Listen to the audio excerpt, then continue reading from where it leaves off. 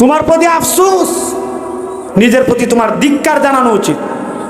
যেখানে সাহাবায়ে কেরাম সমস্ত বেঈমান কাফেররা তারা কুফরি রোগে আক্রান্ত ছিল, এই মুহূর্তের মধ্যে সাহাবায়ে কেরাম তারা কত কষ্ট করছেন ঈমানের উপর। আর তুমি নামাজ পড়ো, অথচ মাথায় টুপি দিয়ে হাঁটতে চলতে তোমার লজ্জা লাগে। পাঞ্জাবি পরবে, এই জন্য তোমার লজ্জা লাগে। তোমার নিজের প্রতি ধিক্কার দেওয়া উচিত।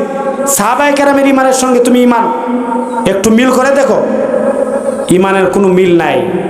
আজকে আমাদের দেশের, আমাদের সমাজের যুব সমাজ, তাদের চলাফেরা আর কেউ মাইন্ড করবেন না।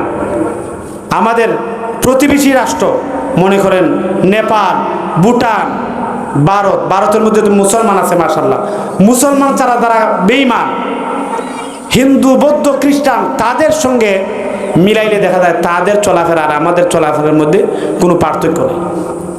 অথচ রসুল হাদিসের মধ্যে বলছেন, মান তাসাব্বাহা বিকাউমিন ফাহুয়া মিনহুম, যে যে জাতির বেশ ধারণ করবে তার সাথে তার হাসর হবে।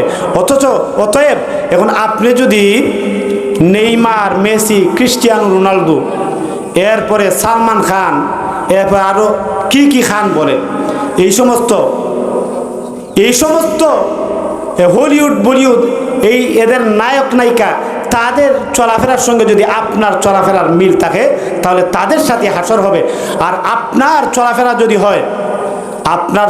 যদি হয় আপনাদের এলাকার কোনো আলেমের মতো, আপনাদের মাদ্রাসার উস্তাদের মতো, মোট কথা উলামায়ে কেরাম, তাদের সংস্পর্শে যদি থাকেন, তাদের মতো যদি আপনার চলাফেরা হয়, তাহলে উলামায়ে কেরামের সঙ্গে আপনার হাসর হবে। কথা বলেন ঠিক কিনা?